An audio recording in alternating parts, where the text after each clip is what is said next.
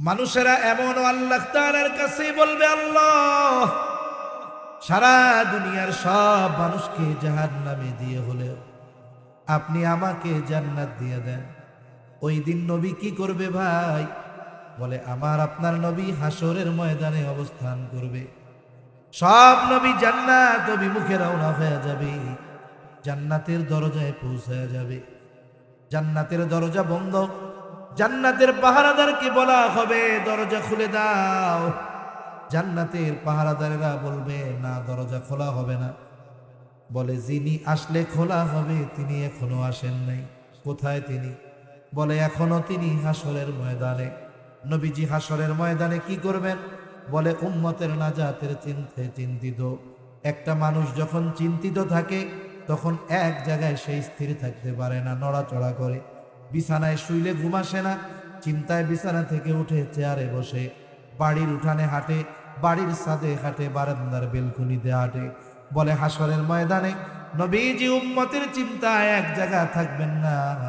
একবার নবী চলে যাবেন হাউজে কাউসারের কাছে, না জানি তার কোনো উম্মত পানি পানে মাহরুম হয়ে যায়। আর একবার চলে যাবেন পুল সিরাতের কাছে, না জানি কোনো উম্মত পুল পানি দিতে ব্যর্থ হয়ে যায়। আর একবার নবী চলে যাবেন মিজানের কাছে, না জানি কোনো উম্মত ওজনে ধরা পড়ে যায়। আর একবার নবীজি চলে যাবেন জাহান্নামের দরওয়াজায়, না জানি কোনো উম্মতকে জাহান্নামে দিয়ে দেওয়া হয়। আবার যখন উম্মতের জন্য সুপারিশের প্রয়োজন, আল্লাহর দরবারে সেজদায় লুটিয়া পড়বে। বলে যতক্ষণ না নবীর ওই উম্মত যার অন্তরে যাররা পরিমাণ ঈমান হলেও ছিল, তার ব্যাপারে আল্লাহ তাআলার পক্ষ থেকে যতক্ষণ না জান্নাতের নিশ্চয়তা নবী পাবে, ততক্ষণ পর্যন্ত আমার আপনার নবী নিজে জান্নাত অভিমুখে রওনা হবে না।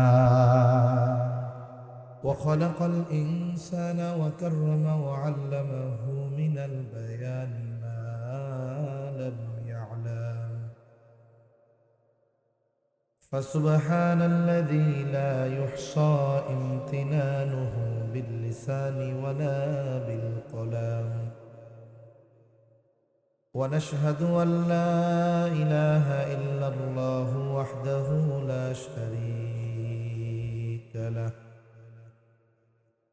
ونشهد أن سيدنا وسندنا وحبيبنا وطبيبنا وأولانا ومولانا محمد صلى الله تعالى عليه وعلى آله وأصحابه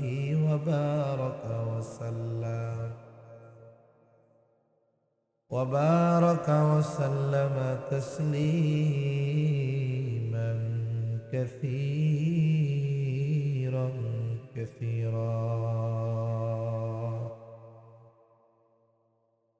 أما بعد فأعوذ بالله من الشيطان الرجيم بسم الله الرحمن الرحيم لقد جاءكم رسول من أنفسكم عزيز عليه ما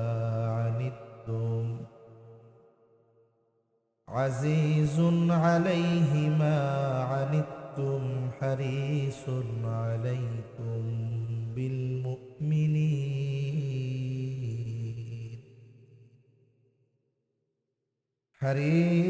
عليكم بالمؤمنين رؤوف رحيم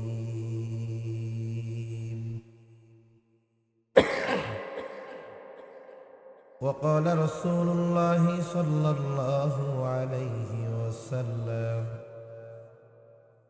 لا يؤمن أحدكم حتى أكون أحب إليه من والده وولده والناس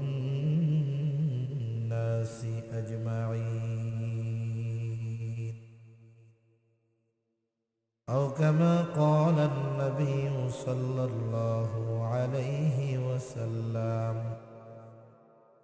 صدق الله العلي العظيم وصدق رسوله النبي الكريم ونحن على ذلك من الشاهدين والشاكرين والحمد لله رب العالمين سبحانك لا علم لنا إلا ما علمتنا إنك أنت العليم الحكيم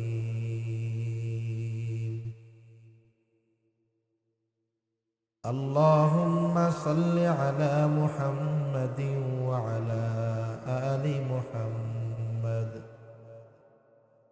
كما صليت على إبراهيم وعلى آل إبراهيم إنك حميد مجيد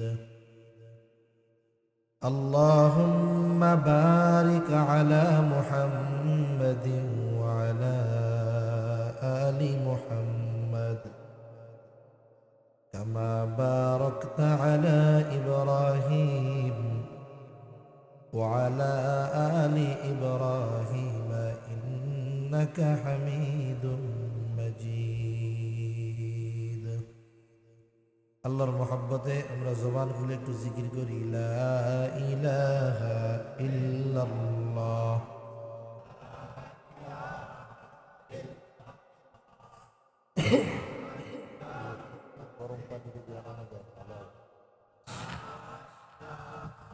ইল্লাল্লাহ লা ইলাহা ইল্লাল্লাহ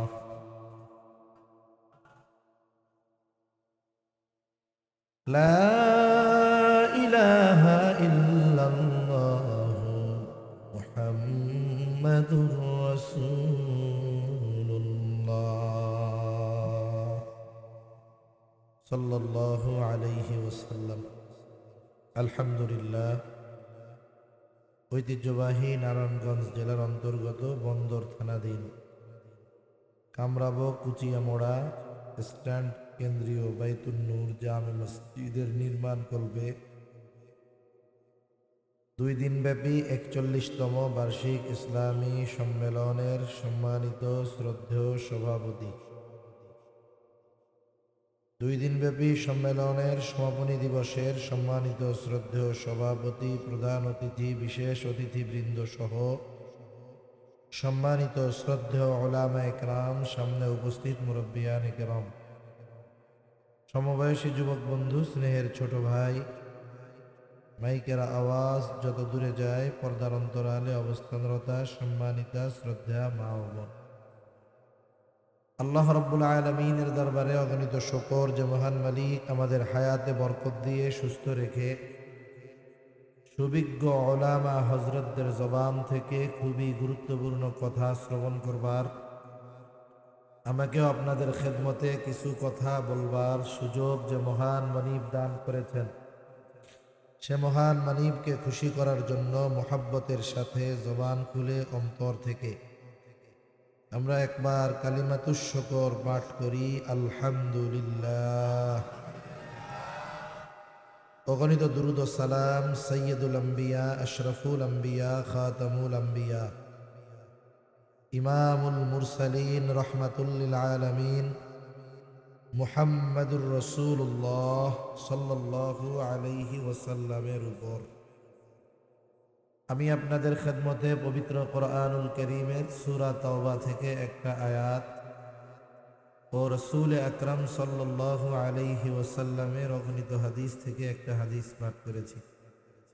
আল্লাহ তাআলার কাছে তৌফিক চাই, আল্লাহ তাআলা কিছু কথা আপনাদের খেদমতে সুস্থতার সাথে বলার তৌফিক দান করেন, যে কথাগুলো আমাদের সবার দুনিয়া এবং আখিরাতের জন্য কল্যাণকর হয়। সকলে জবান খুলে বলি আমিন।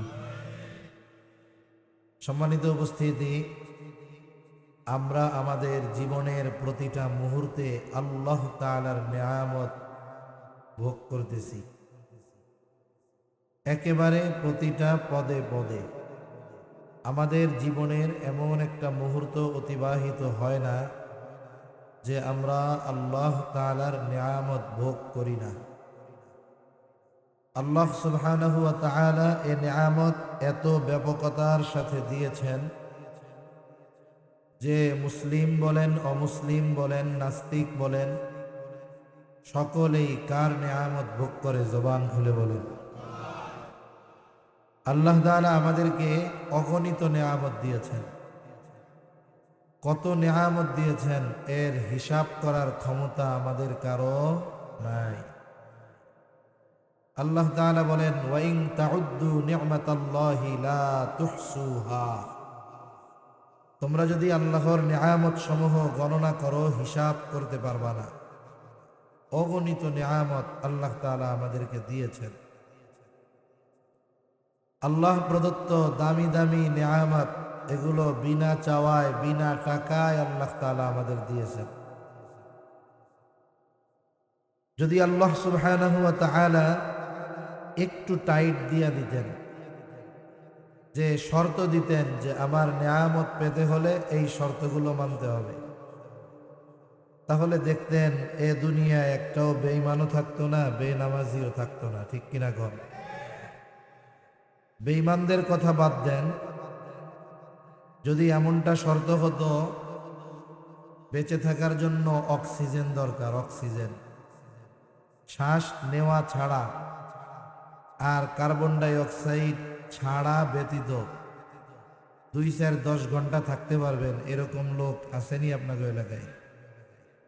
এরকম লোক সারা পৃথিবীর কোথাও আপনি পাবেন না, যে অক্সিজেন নেওয়া ব্যতীত, কার্বন ডাই অক্সাইড ছাড়া ব্যতীত সে 10টা মিনিট বেঁচে থাকবে। চিকিৎসা বিজ্ঞান বলে অক্সিজেন না নিতে পারলে অথবা কার্বন ডাই অক্সাইড না ছাড়তে পারলে তার মেয়াদ হলো 5 মিনিট। কয় মিনিট? 5 মিনিট। অথচ এই দামি এক সম্পদ 5 মিনিট না পাইলে জীবন শেষ। অথচ এই নেয়ামতটা আল্লাহ কত বেশি দিছে, বলে যেখানেই যান, যখনই যান, সব জায়গায় এই অক্সিজেন নামক নেয়ামত দিয়ে রাখছে কে? মোবাইলের টাকা ফুরায় গেলে দোকানে গিয়ে রিচার্জ করা লাগে, চার্জ ফুরায় গেলে চার্জার দিয়ে চার্জ দিতে হয়। কিন্তু দেখেন অক্সিজেন নিয়ে কোনো টেনশন নাই, এত বেশি পরিমাণ আল্লাহ দিছেন। যদি একটু শর্ত লাগাইয়া দিতেন যে এই মোবাইলকে চার্জ দেওয়ার জন্য যেমন কারেন্টের কানেকশনে দিয়ে চার্জার লাগাতে হয়, অনুরূপভাবে যদি অক্সিজেন পেতে হয় মসজিদে যাওয়া লাগবে। রিচার্জ কি? বলে ফজরের নামাজ পড়লে জোহর পর্যন্ত অক্সিজেন, জোহর পড়লে আসর পর্যন্ত, আসর পড়লে মাগরিব, মাগরিব পড়লে এশা, এশা পড়লে ফজর পর্যন্ত অক্সিজেন পাওয়া যাবে। মসজিদগুলা এতটুক মসজিদেও মনে হয় আপনাদের এলাকায় হইতো না। ঠিক কিনা কর? আরো বড় মসজিদ লাগতো। কিন্তু আল্লাহ তাআলা এই দামি নেয়ামত একেবারে বিনা কয়েদে, বিনা শর্তে, বিনা পরিশ্রমে আল্লাহ তাআলা দিচ্ছেন। এজন্য আল্লাহ তাআলার নেয়ামতের কদর আমরা করি না। যে নেয়ামত দিয়েছেন তার গোলামি আমরা যথাযথভাবে করি না, এটা আমাদের জন্য দুঃখজনক বিষয়। তা আল্লাহ প্রদত্ত দামি দামি নেয়ামতগুলোর মধ্যে অন্যতম দামি এক নেয়ামত হলো আল্লাহ তাআলা আমাদেরকে ঈমানদার বানিয়েছেন, সাথে সাথে মুহাম্মাদুর রাসূলুল্লাহ সাল্লাল্লাহু আলাইহি ওয়াসাল্লামের উম্মত বানিয়েছেন। আজকে মূলত আমি রাসূল আকরাম সাল্লাল্লাহু আলাইহি ওয়াসাল্লামকে নিয়ে কিছু কথা বলবো, কারণ এ পৃথিবীতে আমার বাপ দাদার আলোচনা করলে সওয়াব হবে না, কিন্তু নবীজির আলোচনা করা ইবাদত, করলে সওয়াব হয়। নবীজির আলোচনা ফেরেশতাদের সাথে স্বয়ং যিনি করেন তিনি কে? আরো জোরে বলেন না কে? আল্লাহ। শুধু তাই না, আল্লাহ সুবহানাহু ওয়া তাআলা তার সাথে সাথে পাশে পাশে নবীজির নামকে রেখে দিয়েছেন। একজন অমুসলিম যদি মুসলিম হতে চায়, তাকে এই স্বীকৃতি দিতে হবে, লা ইলাহা ইল্লাল্লাহ মুহাম্মাদুর রাসূলুল্লাহ। এটা যেমন মুখে বলতে হবে, এই কথাটাকে অন্তরে বিশ্বাস করতে হবে। সাথে সাথে এই কথার দাবির আলোকে যে কর্ম আল্লাহ তাআলা দিয়ে দিয়েছেন, এটা কর্মে পরিণত করতে হবে। এখন যদি কেউ বলে আমি সব মানি, কিন্তু আমি শুধু লা ইলাহা ইল্লাল্লাহ এতটুকু মানি, বাকিটুকু মানব না, ও যতই বলুক না কেন ও ঈমানদার হতে পারবে? তাহলে ঈমান আনার জন্য আল্লাহর সাথে নবীজির বিশ্বাস রাখার দরকার আছে না নাই? ঈমানের পরে সবচাইতে গুরুত্বপূর্ণ ইবাদত হলো নামাজ। বলেন তো, সেই নামাজের সময় যখন হয়, আজান দেওয়া হয়, মানুষকে আল্লাহর ঘরের দিকে আহ্বান করা হয়, ডাকা হয়, এই আজানের মধ্যে নবীজির কথা আছে না নাই? আশহাদু আন্না মুহাম্মাদার রাসূলুল্লাহ। আচ্ছা, ইকামত দিবেন নামাজের জন্য, বলে ওইখানেও নবীজির কথা আছে। এবার নামাজের মধ্যে ঢুকে গেল ইমাম তাকবীরে তাহরিমা বলে, এই নামাজের মধ্যেও নবীজির উপরে দুরূদ, নবীজির কথা আছে না নাই? আছে। এবার নামাজ থেকে সালাম ফিরাইছে, দিলটা নরম, চিন্তা করতেছে আল্লাহর কাছে একটু দোয়া করি, কিন্তু ইচ্ছা কইরা নবীর নামে দুরূদ না পড়েই দোয়া শুরু করে দিছে। যেই দোয়ার সাথে দুরূদ নেই, বলে ওই দোয়া ঝুলন্ত থাকে, আল্লাহ পর্যন্ত পৌঁছায় না। তাহলে দোয়ার মধ্যে নবীকে লাগবে কি লাগবে না? লাগবে। ইবাদত করবেন, আদেশ করছে আল্লাহ, বলে কেমনে করব? কয় শিখিয়েছে মুহাম্মাদুর রাসূলুল্লাহ। তাহলে ইবাদত করতে হলে নবীকে লাগবে কি লাগবে না? জীবনের কোথাও থেকে আমি আপনি আমার আপনার নবীকে বাদ দিতে পারবো না।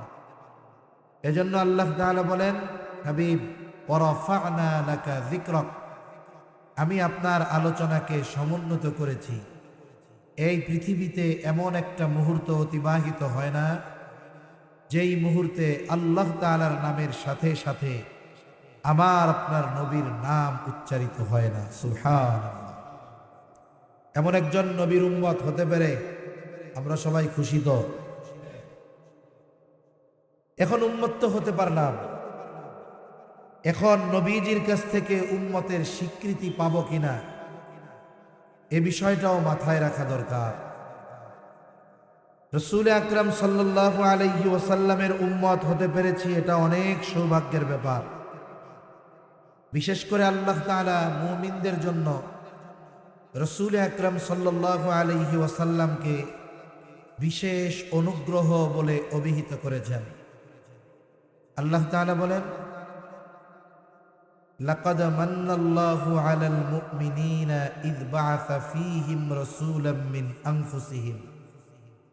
আল্লাহ তাআলা বলেন, মুমিনদের উপর আল্লাহ তাআলার বিশেষ অনুগ্রহ যে তিনি তাদের মধ্য থেকে তাদের জন্য একজন রাসূল প্রেরণ করেছেন। তাহলে রাসূল সাল্লাল্লাহু আলাইহি ওয়াসাল্লাম হলেন মুমিনদের জন্য বিশেষ অনুগ্রহ। ঘোষণা দিয়েছেন কে? এই আয়াতের তাফসিরে এসেছে যে নবীজি মুমিনদের জন্য স্পেশাল অনুগ্রহ, ঠিক আছে, তবে তিনি গোটা সৃষ্টি জগতের সকলের জন্য রহমত। বলে ওনার রহমতের পরিব্যাপ্তি কত দূর? বলে আল্লাহ তাআলা যেই জায়গার রব, আমার আপনার নবী সেই জায়গার রহমত। সুবহানাল্লাহ। বলে তিনি রহমাতুল লিল আলামিন হওয়ার কারণে নবী দুনিয়ায় থাকার সময় এবং দুনিয়া থেকে চলে যাওয়ার পরেও নবীর কারণে শুধু মুমিনরা উপকৃত হয় তা নয়, কাফেররাও উপকৃত হয়েছে, হচ্ছে, কিয়ামত পর্যন্ত হবে। বলে কিয়ামতের দিনও তারা নবীর কারণে উপকৃত হবে। কিয়ামতের দিন আবার কেমনে হবে? বলে যখন আল্লাহ তাআলা সর্বোচ্চ রাগান্বিত অবস্থায় থাকবেন, এত রাগান্বিত অবস্থায় থাকবেন যে উনি বিচার কার্য শুরুই করবেন না। হাসরবাসী হক মুসলিম বা অমুসলিম সকলে পেরেশান। হাসরের ময়দানে তারা এতটা অস্থির হয়ে যাবে, চিন্তা করবে বিচার হোক, জান্নাতে যাই নাইলে জাহান্নামে যাই, যাবো তো এক জায়গায়, কিন্তু আর হাসরের ময়দানে থাকা যায় না। সেদিন আল্লাহ তাআলার কাছে বিচার শুরু করার কথা কেউ বলতে সাহস করবে না। আমার আপনার নবী আল্লাহ তাআলার কাছে গিয়ে বিচার কার্য শুরু করার আদেশ অনুরোধ করবেন। আল্লাহ তাআলা আমার আপনার নবীকে খুশি করার জন্য নবীর কথা গ্রহণ করে আল্লাহ তাআলা বিচার কার্য শুরু করবেন। সুবহানাল্লাহ। সবাই তো অস্থির, কাফেররাও অস্থির। এই যে নবীর সুপারিশে বিচার শুরু হইল, কাফেরও অস্থিরতা থেকে মুক্তি পাইল। এই অস্থিরতা থেকে, অনন্তকালের অস্থিরতা তো পরে হবে, সেটার বিষয়ে পরে। তাহলে দুনিয়ায়ও তারা উপকৃত হচ্ছে, কিয়ামত পর্যন্ত হবে। নবীজির দোয়ার কারণে ইসলাম নিয়ে যারা বিদ্বেষ, ইসলামকে যারা ধ্বংস করতে চায়, ইসলামের বিরুদ্ধাচরণ করে, নাফরমানি করে, নবীর দোয়া আল্লাহ অতীতের উম্মতদের মতো পাপের কারণে আমার উম্মতদেরকে সমূলে ধ্বংস করে দিয়েন না। এজন্য পাপ অনেক, কিন্তু আল্লাহ তাআলা হালকা পাতলা মাঝে মধ্যে দিয়া একটু সতর্ক করে, পাপের কারণে সমূলে আমাদেরকে বিনাশ করে দেন না। বলে কে দোয়া করছে? মুহাম্মাদুর রাসূলুল্লাহ সাল্লাল্লাহু আলাইহি ওয়াসাল্লাম। তাহলে নবীজি সকলের জন্য রহমত, কাফেরদের জন্য নবীজি রহমত। আবু জেহেল, উতবা, সাইবার জন্য নবীজি রহমত ছিলেন। একবার আবু জেহেল নবীজির সামনে নবীজিকে শুনিয়ে শুনিয়ে আল্লাহ তাআলার কাছে দোয়া করতেছে। কি দোয়া? বলে আল্লাহ, আপনি সত্যই যদি মুহাম্মাদের উপরে কোরআন নাজিল করে থাকেন, তাইলে আমাদের উপরে পাথর বর্ষণ করেন, না হলে যন্ত্রণাদায়ক শাস্তি দেন। দোয়া করতেছে আবু জেহেল। কার কাছে দোয়া করে? কারণ আবু জেহেল তো কাফের, ও কি আল্লাহরে বিশ্বাস করে? বলে হ্যাঁ করে। আল্লাহর অস্তিত্বে বিশ্বাসী ছিল মক্কার কাফেররা। তবে সমস্যা কোথায়? বলে আল্লাহ তাআলার সাথে তারা এমন কিছু শিরিক করত, যার কারণে আল্লাহর প্রতি এই বিশ্বাস মূল্যহীন হয়ে গেছে। কাফেররা আল্লাহর প্রতি বিশ্বাস করত, এটা আমার কথা না, আল্লাহই বলেন ওয়ালা ইন সাআলতাহুম মান খালাকাস সামাওয়াতি ওয়াল আরদা লায়াকুলুন্নাল্লাহ। আল্লাহ রাব্বুল আলামিন বলেন, হাবিব, আপনি যদি মক্কার মুশরিকদেরকে জিজ্ঞাসা করেন, তাদের কাছে যদি জানতে চান, মান খালাকাস সামাওয়াতি ওয়াল আরদ, আসমান এবং জমিনের স্রষ্টা কে, আল্লাহ তাআলা জানায় দেন আপনার প্রশ্নের জবাবে তারা কি বলবে। আল্লাহ তাআলা বলেন, এই প্রশ্নের জবাবে তারা বলবে লায়াকুলুন্নাল্লাহ, অবশ্যই অবশ্যই আসমান জমিনের স্রষ্টা হলেন আল্লাহ। এরপরে আল্লাহ তাআলা আরেক জায়গায় বলেন, ওয়ালা ইন সাআলতাহুম মান নাযালা মিনাস সামাই মাআন ফাআহইয়া বিহিল আরদ বা'দা মাউতিহা। আপনি যদি মক্কার মুশরিকদের কাছে জানতে চান, জিজ্ঞাসা করেন, মান নাযালা মিনাস সামাই মাআ, কে আসমান হতে পানি বর্ষণ করে বৃষ্টি দেয়। শুধু তাই না, ফাআহইয়া বিহিল আরদা বা'দা মাউতিহা, কে ওই মৃত জমিনকে ওই পানি বর্ষণের দ্বারা পুনরুজ্জীবিত করে। তার মানে একটা জমিন শুকিয়ে ফেটে চৌচির হয়ে চাষাবাদের অনুপযুক্ত জমিনে পরিণত হয়, বলে এইটাকে বলা হয় মৃত জমিন। কিন্তু যখন ওই জমিনের উপরে বৃষ্টির পানি পড়ে, বলে জমিনটা নরম হয়ে যায়, এইবার ওই জমিনের মধ্যে ফসল উৎপাদন করা যায়, বলে কে পানির দ্বারা ফসল উৎপাদনের অনুপযুক্ত জমিনটাকে কে ফসল উৎপাদনের জন্য উপযুক্ত করে তুলে, তারা তাদের দেব দেবীদের কথা বলবে না। দুইটা তাকিদ যোগ করে আল্লাহ তাআলা বলেন লায়াকুলুন্নাল্লাহ, অবশ্যই অবশ্যই এগুলো যিনি করেন তিনি কে? আল্লাহ রাব্বুল আলামিন এরপরে বলেন, আপনি যদি তাদের অস্তিত্বের ব্যাপারে জিজ্ঞাসা করেন, তাদেরকে কে সৃষ্টি করেছে, আপনি যদি বলেন ওয়ালা ইন সাআলতাহুম মান খালাকাহুম, আপনি যদি তাদের কাছে জানতে চান, তাদের জিজ্ঞাসা করেন মান খালাকাহুম, তাদেরকে কে সৃষ্টি করেছে, তার মতো বলবে না যে আমরা এমনিতেই হয়ে গেছি, প্রাকৃতিকভাবে হয়েছি। এই প্রশ্নের জবাবেও তারা বলবে অবশ্যই অবশ্যই আমাদের যিনি সৃষ্টি করেছেন তিনি কে? তাহলে আল্লাহ তাআলাকে আবু জেহেল, উতবা, সাইবা স্রষ্টা হিসাবে বিশ্বাস করত। এই বৃষ্টি দিত, ফসল উৎপাদন করত আল্লাহ, এটা বিশ্বাস করত। আসমান জমিনের স্রষ্টা আল্লাহ, এগুলো বিশ্বাস করত। অথচ এরপরে এরা কাফের কেন? বলে আল্লাহর সাথে এমন কিছুর শিরিক এরা করে যার কারণে এদের এই বিশ্বাসের কোনো দাম। আমাদের সমাজে অনেক সাইবা আর এদের মধ্যে তফাৎ নাই। হক্কানি আহলে হক পীর মাশায়েখ যারা আছেন তাদের কথা ভিন্ন, কিন্তু এদেশে অনেক পীর আছে, মোবাইলে দেখি একেবারে কপাল ঠোকায় দিয়ে সেজদা করে, পীরের কাছে চায়, পীরও কিছু কয় না।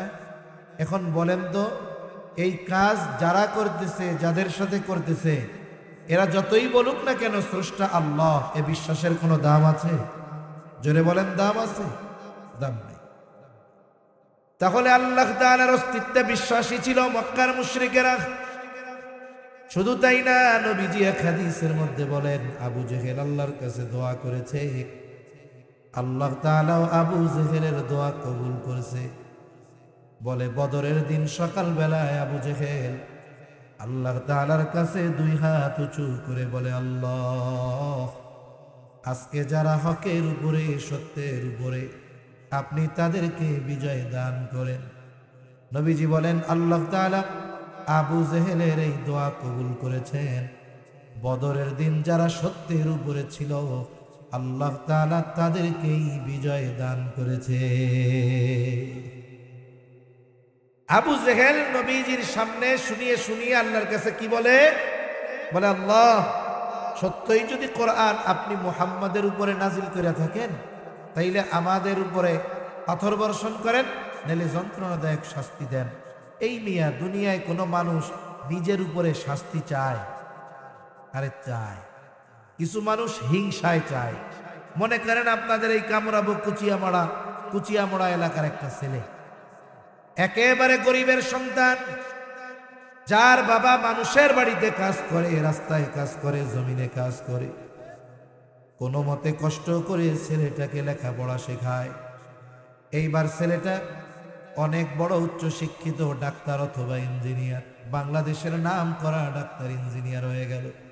দুনিয়ার লাইনের কথাই কই, এখন মানুষেরা বলা বলি করে চায়ের দোকানে, শুনছেননি কি বলে, অমক চাচার সন্তান এখন বাংলাদেশের বড় ডাক্তার, এখন তার আর কোনো অভাব নাই, আর কোনো চিন্তা নাই। এখন চাচারেও নাকি ঢাকায় নিয়ে যাবে, বড় বাড়ি কিনছে, ফ্ল্যাট করেছে। এই যে চাচার অভাবের দিন ঘুচে গেল, এই চাচার সন্তান অনেক বড় উচ্চ শিক্ষিত। বলেন তো এই বিষয়টা সমাজের সব মানুষের ভালো লাগবে নাকি? কিছু মানুষ চিন্তা করবে, এই লোক আমার বাড়িতে কয়দিন আগে কাম করছে, এখন এর বলা এত বড় অফিসার, এখন পেছন দিক দিয়ে যায় বলবো, ও তোমরা কার কথা কও? বলে শোনেন নাই অমক চাচার ছেলে এরকম বড় ডাক্তার ইঞ্জিনিয়ার হয়েছে? বলে অমকের বলা, ওই কিষান্যের বলা এত বড় ডাক্তার হয়েছে? ও আল্লাহ, এই খবর শোনার আগে আমি মরলাম না কেন? এরকম হিংসায় বলার লোক সমাজে আছে না নাই? জোরে বলেন, আছে না নাই? ওই টাইমে যদি আজরাইল এসে কয় আপনার তো মরতে মন চায়, তাহলে আমার লগে চলেন, ও কি কইব? আরে মিয়া মরতে চাইছে নাকি, এমনে এমনে কইছে। তার মানে ওই লোকটাকে কষ্ট দেওয়ার জন্য সে এই কথাটা বলছে, তুচ্ছ করার জন্য বলছে। আবু জেহেল কেমন যেন আল্লাহকে বলে, আল্লাহ আমার মতো ক্ষমতাধর সম্পদওয়ালা সম্মানওয়ালা লোক থাকার পরেও আপনি মুহাম্মাদের মতো একজন লোকের কাছে কোরআন নাজিল করলেন। হায় রে, আমার মতো উপযুক্ত ব্যক্তি থাকার পরও আপনি মুহাম্মাদের উপরে কোরআন নাজিল করলেন, কামটা কেমন হইল?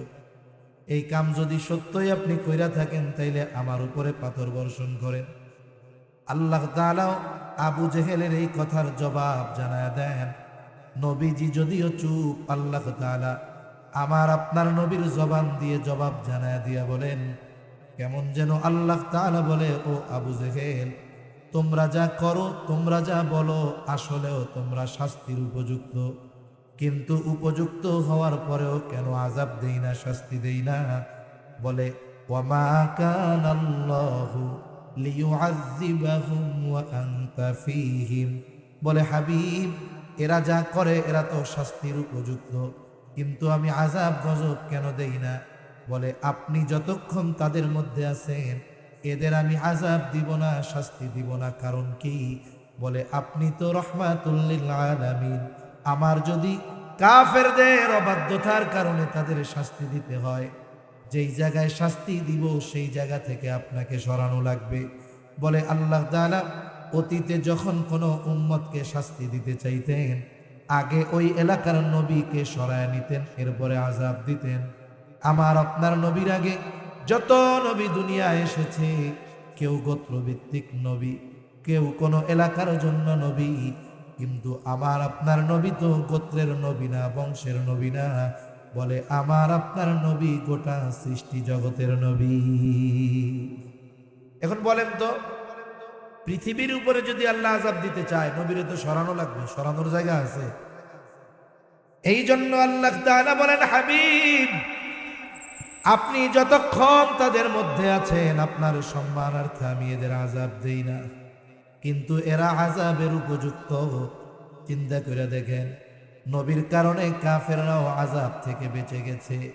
এই নবীর উম্মত হতে পারা আমাদের জন্য বড় সৌভাগ্যের ব্যাপার।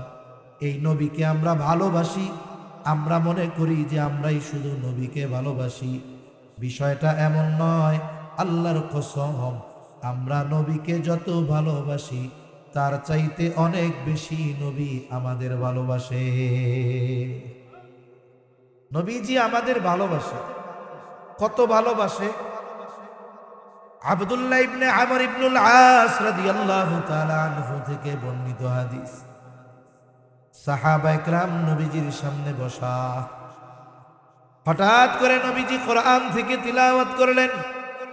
আন্নান নবী সাল্লাল্লাহু আলাইহি ওয়াসাল্লাম তাআলা মা কাওলাল্লাহি আযজা ওয়া জাল্লা ফি ইব্রাহিম আলাইহিস সালাম। আল্লাহ তাআলা কোরআনে ইব্রাহিম আলাইহিস সালামের ব্যাপারে যা নাজিল করেছেন, নবীজি কোরআন থেকে সেটা তিলাওয়াত করলেন। বলে, কি নাজিল করেছে? ইব্রাহিম আলাইহিস সালাম তার গুনাহগার উম্মতের ব্যাপারে ক্ষমা চাইয়া আল্লাহ তাআলার কাছে দোয়া করে। বলে, রব্বি ইন্নাহুন্না আদলালনা কাসীরাম মিনান নাস ফামান তাবিআনি ফাইন্নাহু মিন্নি ওয়া মান আসানি ফাইন্নাকা গফুরুর রহিম। ইব্রাহিম আলাইহিস সালাম তার গুনাহগার উম্মতের জন্য আল্লাহর কাছে ক্ষমা চেয়ে দোয়া করে। বলে, রব, এই প্রতিমাগুলো, এই মূর্তিগুলো অধিকাংশ মানুষকে পথভ্রষ্ট বানায় ফেলছে। ফামান তাবিআনি ফাইন্নাহু মিন্নি, তবে এদের মধ্য থেকে যারা আমার আনুগত্য করেছে তারা আমার দলভুক্ত।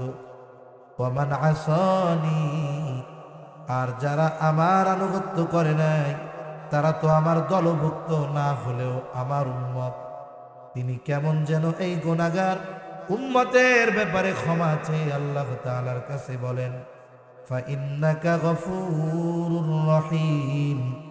আয় আল্লাহ, আপনি তো গফুর, আপনি তো রহিম, কেমন যেন ইব্রাহিম আলাইহিস সালাম বলে, আল্লাহ আপনি তো গফুর, আপনি তো রহিম, আপনি চাইলে আমার এই অবাধ্য উম্মত গুলাকেও মাফ করে দিতে পারে। ইব্রাহিম আলাইহিস সালাম তার গুনাহগার উম্মতের ব্যাপারে ক্ষমা চেয়ে দোয়া করে কার কাছে? জোরে বলেন না, কার কাছে? আপনাদের ঘুম আসতেছে নাকি? তাকবীর দেন, নারায়ে তাকবীর। জবাব টবাব দিলে একটু ভালো লাগবে, নাকি কষ্ট হইতেছে? তাহলে নবীজি এই আয়াত তিলাওয়াত করছেন। وقال عيسى عليه السلام إن تعذبهم فإنهم عبادك। ঈসা আলাইহিস সালাম আল্লাহর কাছে দোয়া করে বলে, আল্লাহ আপনি যদি তাদের শাস্তি দেন তারা তো আপনারই বান্দা। নিজের উম্মতের ব্যাপারে দোয়া করে বলে, আপনি যদি তাদের শাস্তি দেন তারা তো আপনারই বান্দা। ওয়া ইন তাগফির লাহুম, আর যদি আপনি তাদের মাফ করে দেন, ফা ইন্নাকা আনতাল আজিজুল হাকীম, আপনি তো মহাপ্রজ্ঞাময়, মহাপরাক্রমশালী। আপনি যদি চান আমার এই গুনাহগার উম্মত আপনার বান্দাগুলারে মাফ করে দিতে পারে। ঈসা আলাইহিস সালাম তার গুনাহগার উম্মতের জন্য ক্ষমা চেয়ে দোয়া করছে, এই আয়াত।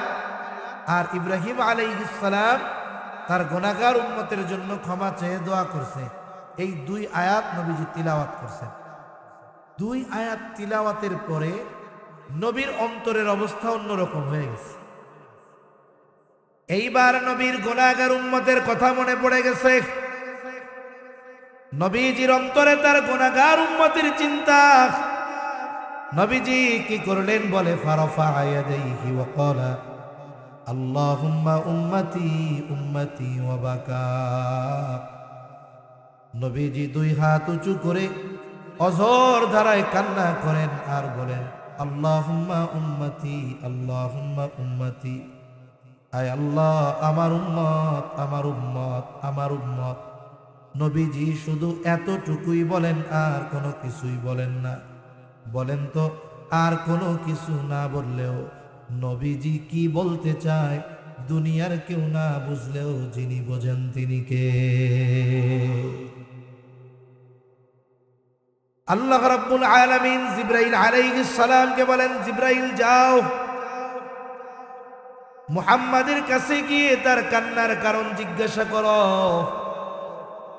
যদিও আমি তার কান্নার কারণ জানি, এরপরেও তুমি তার কাছে গিয়া জিজ্ঞাসা করো। জিবরাইল আলাইহিস সালাম নবীজির কাছে এসে জিজ্ঞাসা করে, ও মুহাম্মদ আপনি কান্না করেন কেন? যদিও আপনার কান্নার কারণ আল্লাহ তাআলা জানে, এরপরেও আপনার কান্নার কারণ তিনি আপনার কাছে জানতে চায়। এইবার নবীজি সাল্লাল্লাহু আলাইহি ওয়াসাল্লাম তার কান্নার কারণ জিবরাইল আলাইহিস সালামের কাছে বললেন। উম্মতের মাগফিরাতের কথা, নাজাতের কথা বললেন। জিবরাইল আলাইহিস সালাম আল্লাহ তাআলার কাছে গিয়ে বলে, আল্লাহ আপনার উম্মতের কান্নার, আপনার নবীর কান্নার কারণ হলো তার উম্মতের জন্য ক্ষমা। আল্লাহ তাআলা বলেন, জিবরাইল যাও আমার মুহাম্মদকে গিয়ে জানায় দাও, আমি অচিরেই তাকে তার উম্মতের ব্যাপারে সন্তুষ্ট করব, আমি তাকে তার উম্মতের ব্যাপারে অসন্তুষ্ট করব না। আল্লাহ তাআলা বললেন যে আমি তাকে তার উম্মতের ব্যাপারে সন্তুষ্ট করব। সূরা দুহার মধ্যে আল্লাহ তাআলা বলেন, ওয়ালা সাউফা ইউতিকা রাব্বুকা ফাতারদা, যে আপনার রব আপনাকে অচিরেই এমন কিছু দিবেন আপনি খুশি হয়ে যাবেন। আর হাদিসে কি আসছে?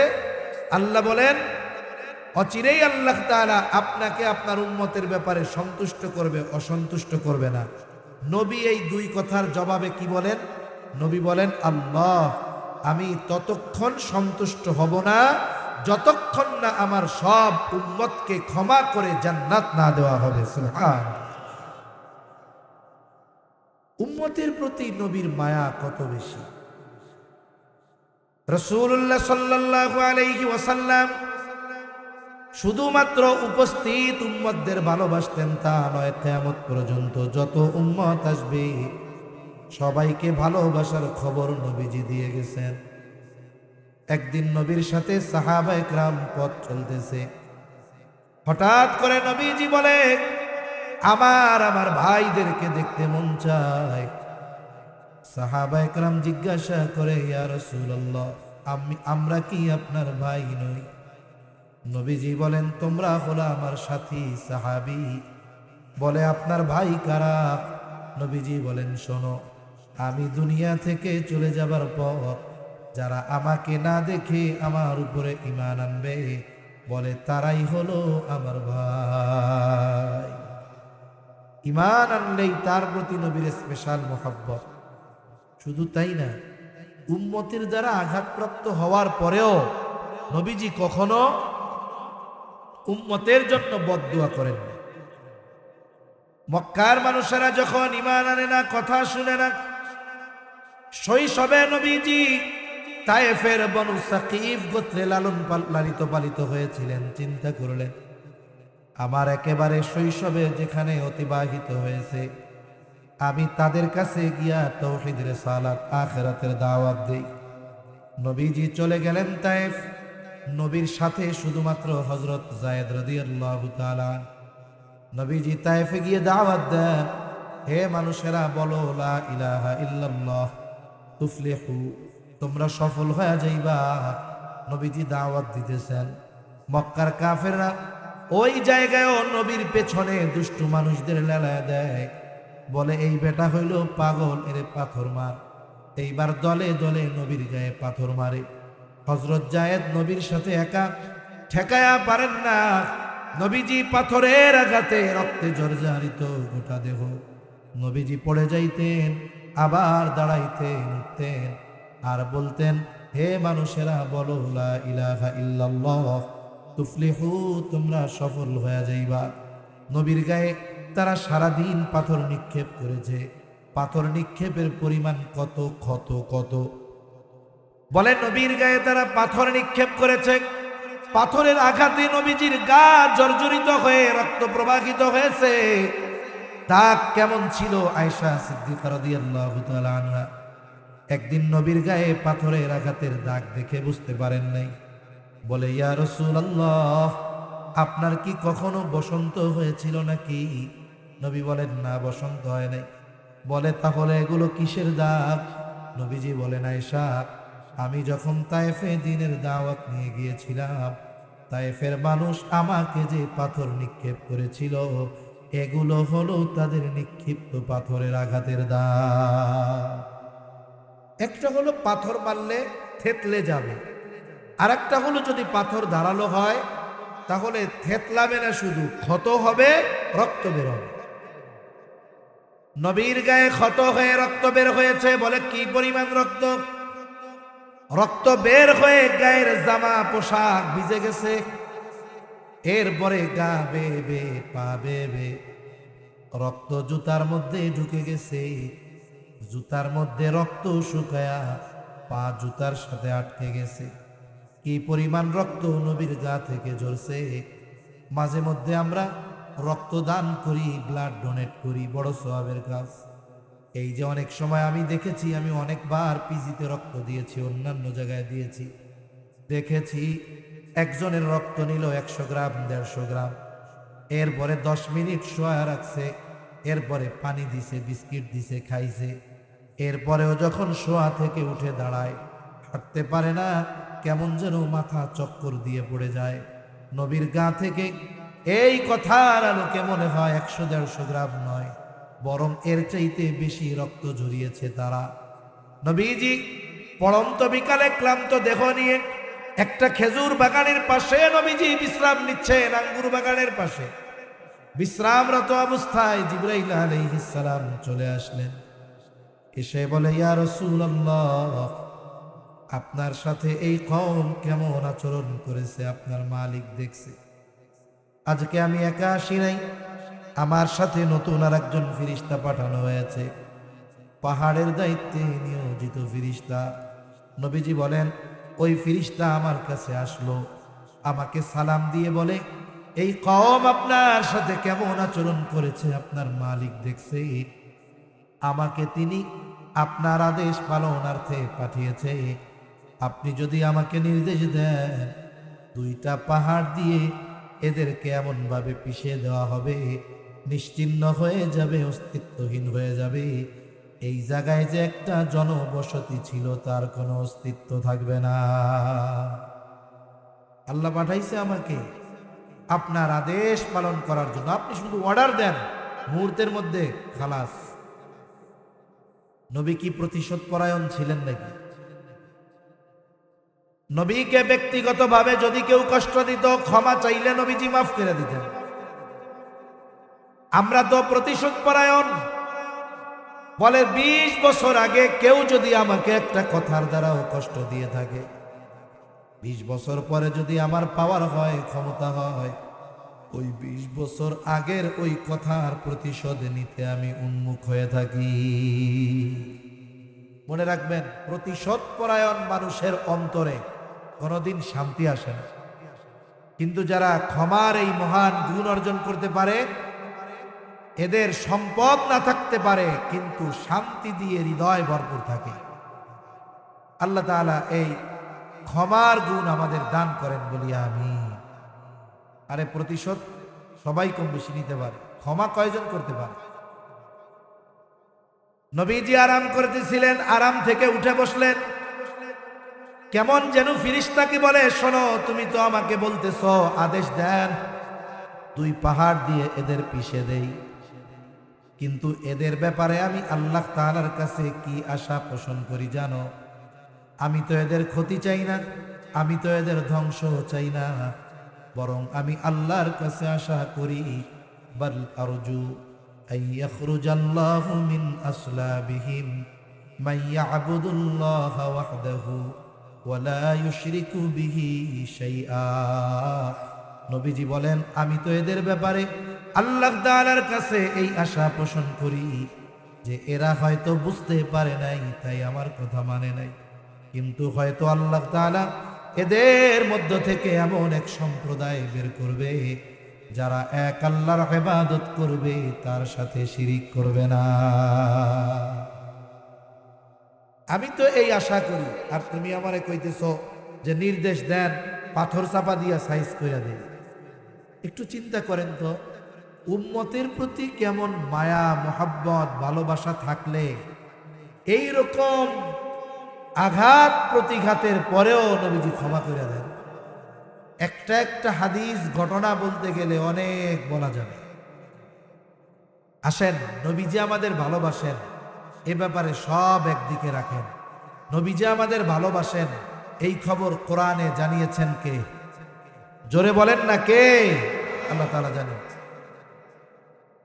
আল্লাহ তাআলা বলেন, লাকাদ জাআকুম রাসূলুম মিন আনফুসিকুম আজিজুন আলাইহি মা আনিতুম হারিসুন আলাইকুম বিল মুমিনিনা রাউফুর রহিম।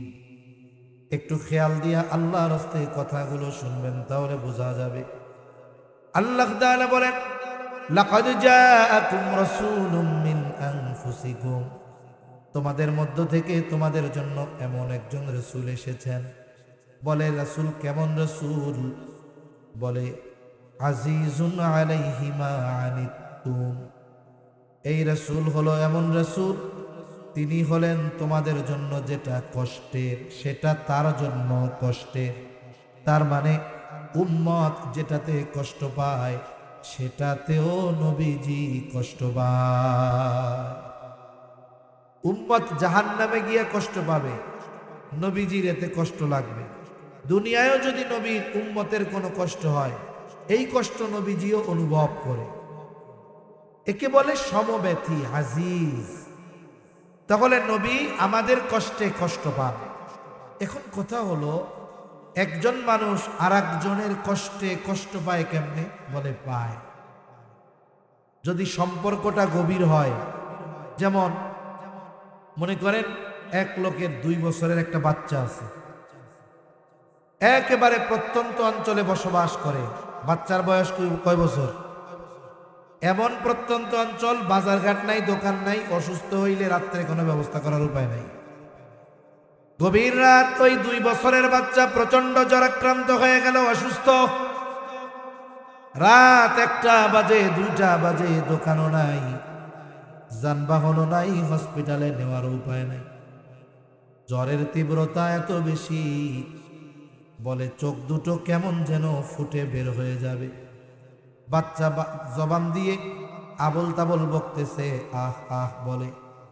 গায়ে হাত দিয়ে দেখা যায় গাটা যেন কেমন আগুন হয়ে গেছে। এই অসুস্থ বাচ্চা যন্ত্রণায় আহ আহ করতেছে। তার 2 পাশে বসা তার মা আর বাবা। সন্তান যাদের আছে তারা অনুধাবন করতে পারবে। বলেন তো, ওই অসুস্থতায় ওই ছোট বাচ্চা যত কষ্ট পায়, পাশে বসে থাকা মা বাবা ওই বাচ্চার চাইতে কষ্ট কম পায় না? বেশি পায়। বেশি কষ্ট কেন পায়? বলে মোহাব্বতের কারণে। অন্যের সন্তান অসুস্থ হইলে তো আমি এত কষ্ট পাবো না। কেন? বলে ওই সন্তানের প্রতি আমার মোহাব্বত ওই সন্তানের মা বাবার মতো না। আল্লাহর কসম করে বলি, মা বাবা আমাকে আপনাকে কত ভালোবাসে, তার চাইতে নবীজি অনেক গুণ বেশি ভালোবাসে। বলে আসলে ভালোবাসে কে? বলে বিপদ আপদ মুসিবতে পাশে থাকে যে। বিপদে যে আপনারে আমারে ফালায়া দৌড় দিবে, ও যদি মাইক একটা লাগায় কয় আপনারে খুব ভালোবাসি, বিশ্বাস করবেন নাকি? দুনিয়ার বিপদ আপদ মুসিবত এটা ক্ষণস্থায়ী, চোখ বন্ধ হলেই শেষ। বলে কঠিন মুসিবত, আসল মুসিবত হলো কিয়ামতের দিন। ওই মুসিবতে আমার পাশে যে আমাকে ভালোবাসে সে। বলে কিয়ামতের ওই কঠিন মুসিবতে যুবক, তোমার বন্ধু তোমার পাশে থাকবে না, আমার বন্ধু আমার পাশে থাকবে না, মা বাবা থাকবে না, স্ত্রী সন্তান কেউ থাকবে না। আল্লাহ তাআলা বলেন, ইয়াউমা ইয়াফিরুল মারউ মিন আখিহি ওয়া উম্মিহি ওয়া আবিহি ওয়া সাহিবাতিহি ওয়া বানিহি লিকুল্লি ইমরিইম মিনহুম ইয়াউমাইযিন শা'নুন ইউগনি। আল্লাহ তাআলা বলেন, কিয়ামতের দিন ভাই ভাইয়ের থেকে পলায়ন করবে। ওয়া উম্মিহি ওয়া আবিহি, পিতামাতার থেকে পলায়ন করবে। ওয়া সাহিবাতিহি ওয়া বানিহি, স্ত্রী সন্তানদের থেকে পলায়ন করবে। হায়রে, কত মানুষ প্রবাসে থাকে, বিদেশে থাকে, 24 ঘন্টার 18 ঘন্টা ডিউটি করে, 2 ঘন্টার মধ্যে রান্না বান্না খাওয়া দাওয়া, মাত্র 4 ঘন্টা ঘুমায়। কত পরিশ্রম, কত কষ্ট। এরপরেও অফিস থেকে যখন বাসায় ফিরে গভীর রাত, বাংলাদেশে গভীর রাত, ফোনটা দেয়, স্ত্রী ফোন রিসিভ করার পরে বলে, মাত্র ডিউটি থেকে আসলাম, অনেক কষ্ট করে আসলাম, আমার কলিজার টুকরা সন্তানের চেহারাটা একটু দেখাও। এইবার ঘুমন্ত সন্তানের চেহারাটা যখন মোবাইলের মধ্যে দেখে, চ্যালেঞ্জ দিয়া বললাম, ওই 20 ঘন্টা কষ্ট করে আসা যুবকটা এই 20 ঘন্টা 18 ঘন্টার কষ্ট মুহূর্তের মধ্যে দূর হয়ে যায়। বলে সন্তানের চেহারাটা দেখছি, কষ্টটা দূর হয়ে গেছে। করার জন্য সন্তানের চেহারা দেখে, মা বাবার চেহারা দেখে, স্ত্রীর চেহারা দেখে, কিন্তু কিয়ামতের মুসিবতের কষ্ট দূর করার জন্য মা বাবার চেহারা দেখবে না, স্ত্রী সন্তানের চেহারা দেখবে না, বরং ওই দিন তাদের চেহারা দেখাটা আরো কষ্টের কারণ হবে। মুসিবতটা কত বেশি! বলে ওই মুসিবতে সকলে নাফসি নাফসি করবে, নিজের চিন্তা করবে, সকলে নিজের চিন্তায় চিন্তিত। বলে নবীও চিন্তিত। বলে নবী নিজের চিন্তায় চিন্তিত নয়, বরং নবী তার উম্মতের নাজাতের চিন্তায় চিন্তিত থাকবে। মানুষেরা এমন আল্লাহ তাআলার কাছে বলবে, আল্লাহ, সারা দুনিয়ার সব মানুষকে জাহান্নামে দিয়ে হলেও আপনি আমাকে জান্নাত দিয়ে দেন। ওই দিন নবী কি করবে ভাই? বলে আমার আপনার নবী হাসরের ময়দানে অবস্থান করবে, সব নবী জান্নাত অভিমুখে রওনা হয়ে যাবে।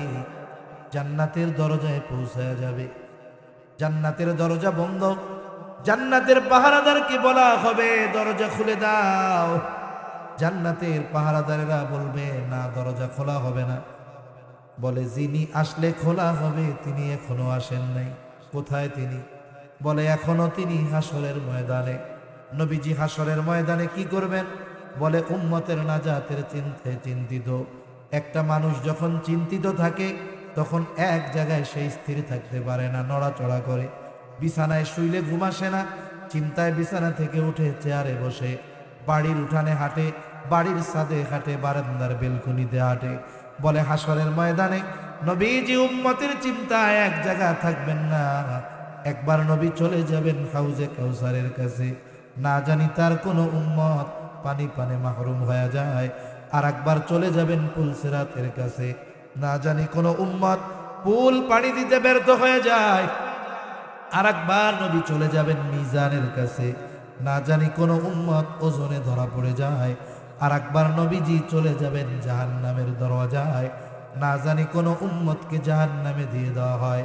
আবার যখন উম্মতের জন্য সুপারিশের প্রয়োজন, আল্লাহর দরবারে সেজদায় লুটিয়া পড়বে। বলে যতক্ষণ না নবীর ওই উম্মত যার অন্তরে যাররা পরিমাণ ঈমান হলেও ছিল, তার ব্যাপারে আল্লাহ তাআলার পক্ষ থেকে যতক্ষণ না জান্নাতের নিশ্চয়তা নবী পাবে, ততক্ষণ পর্যন্ত আমার আপনার নবী নিজে জান্নাত অভিমুখে রওনা হবে না। ওই দিন নবী আমাদের ভুলবে না। তাইলে বলেন, মা বাপ বেশি ভালোবাসে না নবী বেশি ভালোবাসে? জোরে বলেন, মা বাবা বেশি ভালোবাসে না নবীজি বেশি ভালোবাসে? সন্দেহ আছে? এই জন্য মোহাব্বতের কারণে যেমন সন্তান অসুস্থ হইলে মা বাপ কষ্ট পায়, অনুরূপ উম্মতের প্রতি নবী মোহাব্বতের কারণে উম্মতের কষ্টে নবী কষ্ট পায়।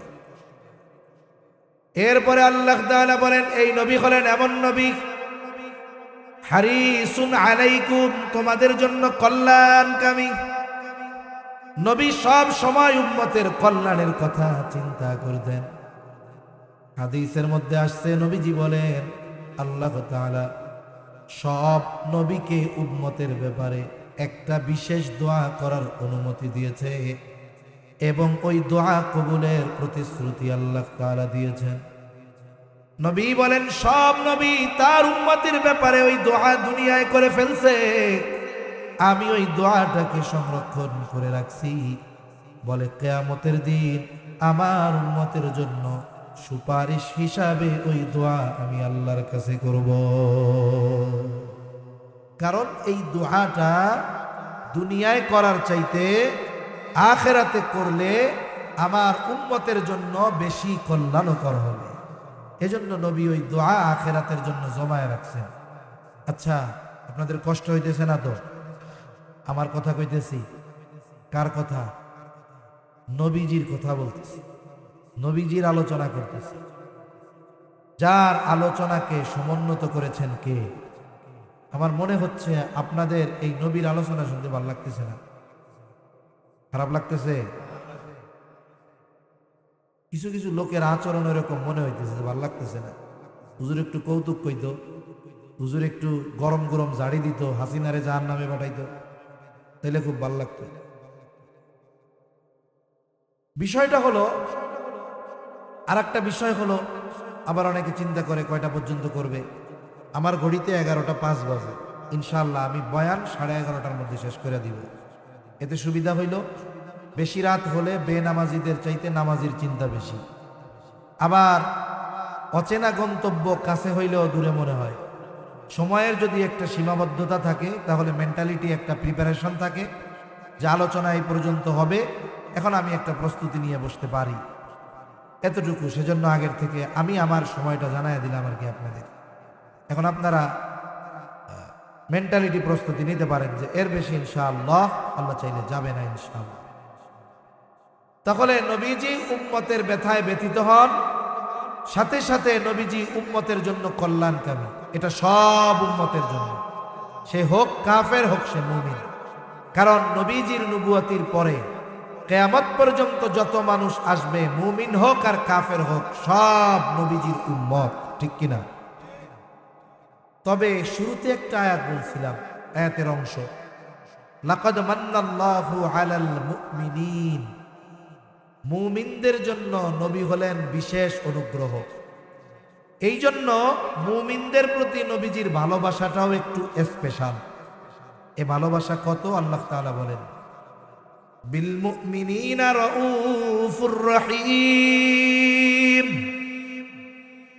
আল্লাহ তাআলা বলেন এই নবী হলেন এমন নবী যিনি তার মুমিন উম্মতদের জন্য রাউফুর রহিম। রাউফ হলো আল্লাহ তাআলার একটা গুণবাচক নাম, রহিম আল্লাহ তাআলার গুণবাচক নাম। অর্থ হলো অতি সদয়, পরম দয়ালু। কে জোরে বলেন? দুনিয়ার কোনো মানুষ রাউফুর রহিম হতে পারে না, দুনিয়ার কোনো মানুষ রাউফুর রহিম হতে পারে না। বলে আল্লাহ তাআলার যত গুণ আছে এগুলোর একমাত্র অধিকারী আল্লাহ। কিন্তু অনেক সময় বাংলাদেশের মধ্যে অনেক পীরের নামের আগে লকবে আমরা দেখেছি এমন এমন শব্দ ব্যবহার করে যেই শব্দের একমাত্র হকদার হলেন আল্লাহ। এখন মনে করেন কথার কথা, কেউ যদি কয় আমার পীর হইল রাউফুর রহিম, তার মানে ও আল্লাহর সিফাত পীরের সাথে লাগায়া দিল। এখন এই কথা যদিও বিশ্বাস করে ও বেঈমান, কোনো সন্দেহ আছে? এজন্য মনে রাখবেন, অনেক নামাজি মানুষ না জানার কারণে শিরিক করতেছে, বেঈমান। অনেক মানুষ বিশ্বাসগত কারণে বেঈমান হয়ে বসে আছে। এ মানুষগুলো বোঝে না, বুঝাইতে চাইলেও অনেক সময় মনে করে এই হুজুররা আমাকে দুশ্মন, এরা খারাপ লোক, ভালো মানুষ না। তাহলে রাউফুর রহিম একমাত্র কে? দুনিয়ার কোন সৃষ্টি রাউফুর রহিম হতে পারে না।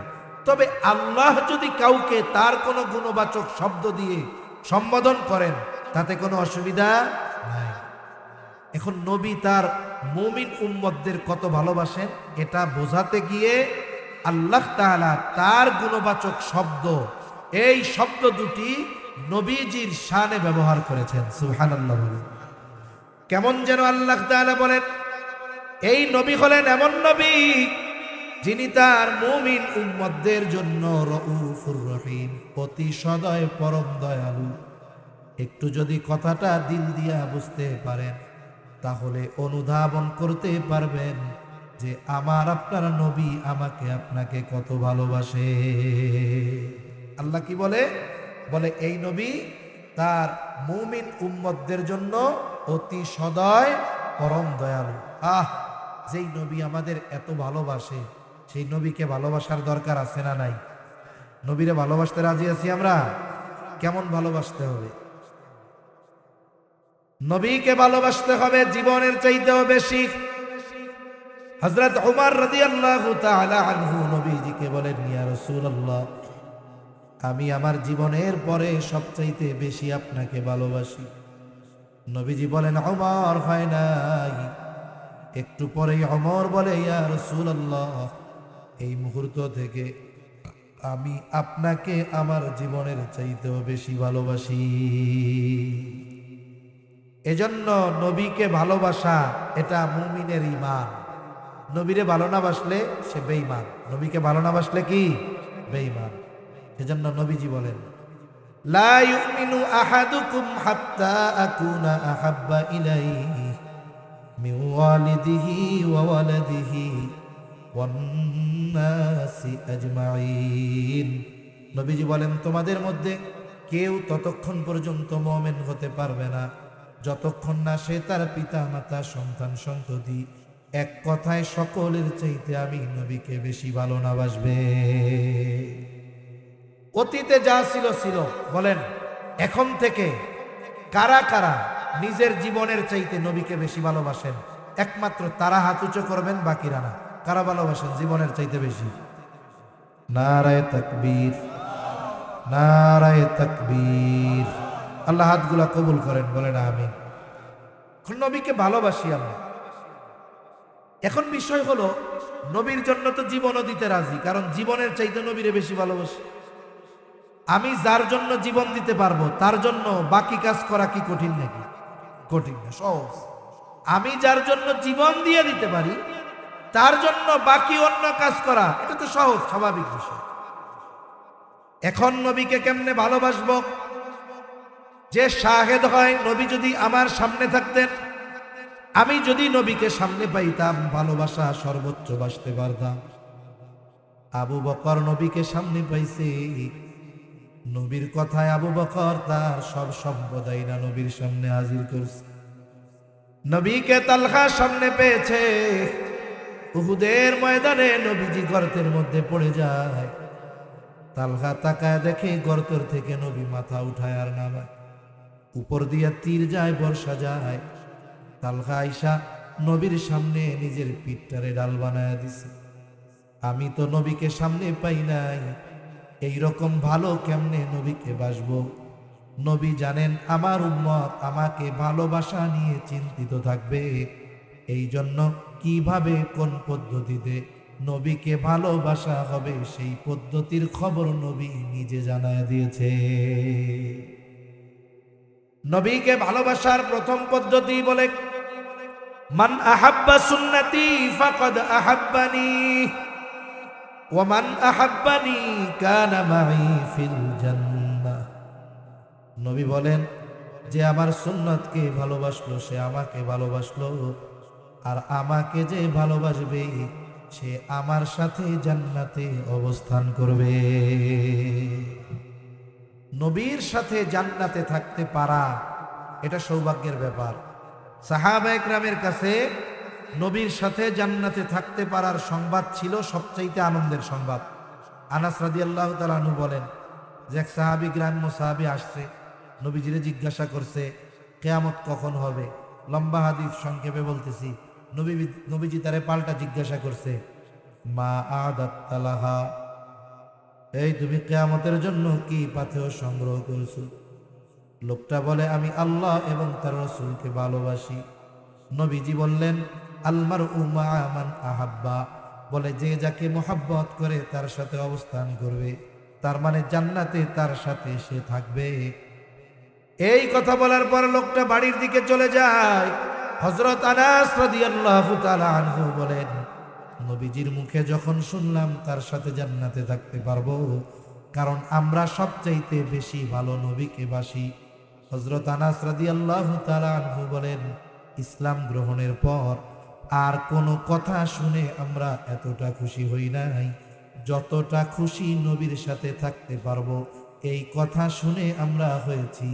এত খুশি ইসলাম গ্রহণের পরে আর কোনো কথাই হই না। আমরাও নবীর সাথে জান্নাতে থাকতে পারবো নবীর সুন্নতকে মোহাব্বত করলে। মনে করেন এক কোম্পানি আপনারে অফার দিছে। অফার কি? বলে আমাদের পণ্য কিনে লটারি জিতুন।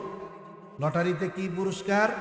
বলে পুরস্কার হলো সৌদি আরবের ওয়াচ টাওয়ারটা আছে, ওই ঘড়িয়ালা বিশাল বিল্ডিং, ক্লক টাওয়ারে একেবারে কাবা ভিউ, যেখানে আপনার রুম হবে ওইখান থেকে কাবা দেখা যাবে। আপনার সুযোগ, থাকার সুযোগ 5 দিন 5 রাত, সাথে সাথে আপনার বিমানের টিকিটও দেওয়া হবে। এই দুইটা অফার, বিমানের টিকিট আর হোটেলে থাকার সব ব্যবস্থাপনা। অফার তো পাইছেন, এখন আপনার পাসপোর্টও নাই, ভিসাও নাই, অফার ভোগ করার সুযোগ আছে। নবীর সাথে জান্নাতে থাকার অফার আছে, তবে জান্নাতে আগে যাইতে হবে। আপনাকে আগে মক্কায় পৌঁছাইতে হবে, এরপরেই না আপনি 5 স্টার হোটেলটায় থাকবেন। পৌঁছানোর জন্য ভিসা নাই, পাসপোর্ট নাই, কাজ হবে না। এখন বলে আমি আপনি যদি নবীর সাথে থাকতে চাই জান্নাতে যাওয়া লাগবে। বলে জান্নাতে কেমনে যাব? নবীজি বলেন, কুল্লু উম্মতি ইয়াদখুলুনাল জান্নাতা ইল্লা মান আবা। নবীজি বলেন আমার সব উম্মত জান্নাতে প্রবেশ করবে, আবা উম্মত ছাড়া। কে আবা উম্মত? নবীজি বলেন, মান আতাআনি দাখালাল জান্নাহ ওয়া মান আসানি ফাকাদ আবা।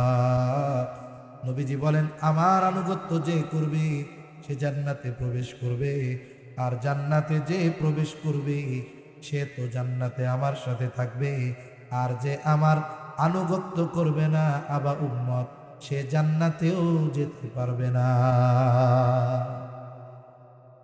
তাহলে দুই হাদিসের সমন্বয় কি হয়? বলে নবীর সুন্নাতকে মোহাব্বতের সাথে অনুসরণ করলে জান্নাতে যাওয়া যায়, নবীর সাথেও থাকা যায়। নবীর সুন্নাত অনুসরণও করতে হবে, মোহাব্বতও করতে হবে, তবেই নবীর সাথে জান্নাতে গিয়ে থাকা যাবে। একটু চিন্তা করে দেখেন, নবীর সাথে জান্নাতে থাকার অফার। আবার দেখেন, নবীর অনুসরণের মাধ্যমে আল্লাহর ভালোবাসা পাওয়া যায়। নবীর অনুসরণ করলে শুধু জান্নাতে থাকা যাবে তা নয়, বলে নবীর অনুসরণ যেই ব্যক্তি করে তাকে ভালোবাসে কে? আল্লাহ তাআলা বলেন, কুল ইন কুনতুম তুহিব্বুনাল্লাহা ফাত্তাবিউনি ইউহিব্বুকুমুল্লাহ। আল্লাহ তাআলা বলেন, হাবিব আপনি বলেন, তোমরা যদি আল্লাহকে ভালোবাসতে চাও, আমরা আল্লাহকে ভালোবাসতে চাই, কারণ ইমানদার আল্লাহকে ভালোবাসতে চায়। এখন কেমনে ভালোবাসবো? আল্লাহ বলেন, হাবিব আপনি বইলা দেন, তোমরা যদি আল্লাহকে ভালোবাসতে চাও, ফাত্তাবিউনি, আমার অনুসরণ করো। আমার অনুসরণ করলে আল্লাহকে ভালোবাসা হয়ে যাবে। আর আমার অনুসরণ যদি করো, তোমার আল্লাহকে ভালোবাসা নিয়ে চিন্তা করা লাগবে না। আল্লাহ বলেন, হাবিব আপনি বলে দেন, ইউহিব্বুকুমুল্লাহ, নবীর অনুসরণ যারা করবে, আল্লাহ বলেন আল্লাহ তাআলা তাদের ভালোবাসবে। আল্লাহ ভালোবাসলে লাভ কি? নবীর অনুসরণ করলে কার ভালোবাসা পাওয়া যায়? জোরে বলেন কার? এমনি আল্লাহ ভালোবাসলে লাভ আছে না? হাদিসের মধ্যে আসছে, নবীজি বলেন, আল্লাহ তাআলা যখন কাউকে ভালোবাসে, জিবরাইল আলাইহিস সালামকে ডাক দিয়ে বলে, জিবরাইল, আমি দুনিয়ার অমুক বান্দাকে ভালোবাসি, তুমিও তারে ভালোবাসো। এইবার জিবরাইল আলাইহিস সালাম তাকে ভালোবাসতে শুরু করে। শুধু তাই না, আসমানের মধ্যে এসে ঘোষণা করে দেয়, ও আসমানের বাসিন্দারা, দুনিয়ার অমুক ব্যক্তিকে আল্লাহ ভালোবাসে, আমিও ভালোবাসি, তোমরাও ভালোবাসো। এইবার আসমানের বাসিন্দারা তাকে ভালোবাসতে শুরু করে। মনে রাখবেন, আপনার এলাকায়, আমার এলাকায়, আমাদের এলাকায় হয়তো এমন কিছু মানুষ আছে যাদেরকে সাধারণ মানুষ তেমন ভাবে চিনে না। তাদের ইউটিউবে ওয়াজ নাই, ফেসবুকে ভাইরাল না, তারা হয়তো এই দুনিয়ার সেলিব্রিটি না, কিন্তু আসমানের ফেরেশতাদের কাছে তারা বড় সেলিব্রিটি। আসমানের ফেরেশতারা ওই লোককে চিনে, তার আলোচনা করে। এখন আসমানের ফেরেশতারা তাকে ভালোবাসতে শুরু করে। বলে, এর দ্বারা কি হয়? নবীজি বলেন, এইবার দুনিয়ার মধ্যে আল্লাহ তাআলা ওই ব্যক্তির গ্রহণযোগ্যতা ও ভালোবাসা মানুষের অন্তরে সৃষ্টি করে দেয়। এজন্য নবীর সুন্নাত মুহাব্বতের সাথে অনুসরণ করার মাধ্যমে আল্লাহর ভালোবাসা পাওয়া যায়, ফেরেশতাদের ভালোবাসা পাওয়া যায়, দুনিয়ায় ন্যাচারাল গ্রহণযোগ্যতা বাড়ে। একটা হলো আর্টিফিশিয়াল গ্রহণযোগ্যতা, একটা হলো ন্যাচারাল গ্রহণযোগ্যতা। মনে করেন, কিছু মানুষ আছে না, সামাজিক নেতা বা রাজনৈতিক নেতা বা বড় প্রভাবশালী ব্যক্তি, মানুষ এদের সামনাসামনি দেখা হইলে সালাম দেয়, অবসরে গালি দেয়, ঠিক কিনা কোন? এটা কি আসল গ্রহণযোগ্যতা হইল? হয় না। কিন্তু কিছু মানুষ আছে যাদের প্রভাব নাই, ক্ষমতা নাই, টাকা পয়সা নাই, মারদাঙ্গা লোক না, মানুষ এদের সামনেও সম্মান করে, অগোচরেও সম্মান করে, এদেরকে গ্রহণযোগ্য মনে করে, এদের কথা মানুষ শুনে। কেন? বলে, এই গ্রহণযোগ্যতা সে দুনিয়ার কোনো জিনিসের দ্বারা অর্জন করতে পারে নাই, আসমানওয়ালার মোহাব্বত পাওয়ার কারণে এই যোগ্যতা তার অর্জন হয়েছে, ঠিক কিনা বলে? এখন আমাদের কোনো নেতা, যদি বড় নেতা, সে যদি সুন্নাতওয়ালা হয়ে যায়, তাইলে সে তো আর আর্টিফিশিয়াল গ্রহণযোগ্য হবে না, তাইলে সে ন্যাচারাল, একেবারে রিয়েল গ্রহণযোগ্য ব্যক্তি হয়ে যাবে, ঠিক কিনা বলেন? এই জন্য আমরা আল্লাহর কাছে দোয়া করি, আমাদের দেশে যারা রাজনৈতিক নেতৃবৃন্দ আছে, আল্লাহ তাআলা এদের সকলকে সুন্নাতের অনুসরণকারী বানায় দিক, বলি আমিন। এতে কি হবে? তাদেরও লাভ হবে, মানুষেরও লাভ হবে, ঠিক কিনা বলেন? তাহলে আমরা যদি নবীর সুন্নাতকে মুহাব্বতের সাথে অনুসরণ করি, মুহাব্বতের সাথে যদি অনুসরণ করি, নবীর সাথে জান্নাতে থাকা যাবে।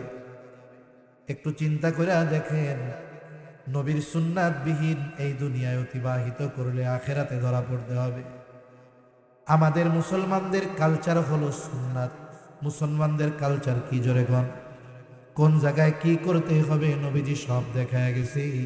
কিন্তু আফসোসের বিষয় মুসলমান, আমরা আমাদের মূল কালচারকে বাদ দিয়ে অমুসলিমদের কালচার যখন ধারণ করেছি, তাদের সংস্কৃতি যখন ধারণ করেছি, তাদের রীতিনীতি যখন ধারণ করেছি, তখন থেকেই সংখ্যায় বেশি হওয়ার পরেও আমাদের উপরে কাফেরদের জুলুম অত্যাচার আর আমাদের অধঃপতন। অনেক সময় অনেক সেমিনার হয় না, উম্মার অধঃপতনে করণীয় কি? সোজা কথা, কিচ্ছু করণীয় নাই। কোরআন সুন্নাহকে আঁকড়ে ধরতে হবে। কোরআন সুন্নাহ না ধরলে এই অধঃপতন সময়ের সাথে আরো গভীর হবে, এখান থেকে উঠে দাঁড়ানো যাবে না। এজন্য আমাদেরকে আমাদের সংস্কৃতি, সুন্নাত, কোরআন আঁকড়ে ধরতে হবে। এই যে দেখেন, আজকে 27 তারিখ, শেষ হয়ে যাবে একটু পরে। কত যুবক এখনই থেকেই প্রস্তুতি নিচ্ছে 31st নাইট উদযাপনের, নববর্ষ উদযাপনের চিন্তা ভাবনা করতেছে। এক সময় কি করে বলে, বাজি ফুটায়, পটকা ফুটায়, আতশবাজি ফুটায়, ফানুস উড়ায়, এই উড়ায়, সে উড়ায়। এটার সাথে ইসলামের কোনো সম্পর্ক আছে? জোরে বলেন, আছে? আপনি কেন করবেন?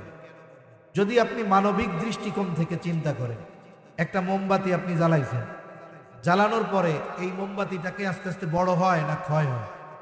এক সময় পুড়তে পুড়তে পুড়তে শেষ, নিভে যাবে। এমিয়া, আমরা যখন মাতৃগর্ভে রূহ পেয়েছি, প্রাণ পেয়েছি, ওই সময় দুনিয়ায় কয়েকদিন থাকবো এটা নির্দিষ্ট হয়ে গেছে। আমার আপনার হায়াত লিমিট আছে, নির্দিষ্ট করা আছে, তবে আমাদের জানা নাই ওই সময় যখন পৌঁছাবো যুবক থাকি আর বুড়া হই, সুস্থ থাকি আর অসুস্থ হই, থাকার কোনো উপায় নেই। তার মানে সময়ের সাথে সাথে মৃত্যু থেকে দূরে যাচ্ছি না মৃত্যুর কাছে যাচ্ছি? তাইলে তো প্রতিদিন হায় হায় করার দরকার ছিল, আয় আল্লাহ, একটা দিন জীবন থেকে চলে গেল, এই দিনের হিসাব কেমনে দিমু? আমি আস্তে আস্তে তো মরার দিক অগ্রসর হচ্ছি। আপনার জীবন থেকে হায়াত চলে যাইতেছে আর আপনি আনন্দ করতেছেন। সি সি সি, এটা তো মানবিক দিক দিয়েও খারাপ কাজ। আর ধর্মীয় দিক দিয়ে যদি আসেন, এই যে ইংরেজি মাসগুলো 12 মাস আন্তর্জাতিকভাবে অফিসিয়ালভাবে এই তারিখের হিসাব রাখা হয়, আপনার তারিখের হিসাব রাখতে গোনা নাই। কারণ সৌরবর্ষের হিসাব আর চন্দ্রবর্ষের হিসাব দুটোই দিয়েছেন কে?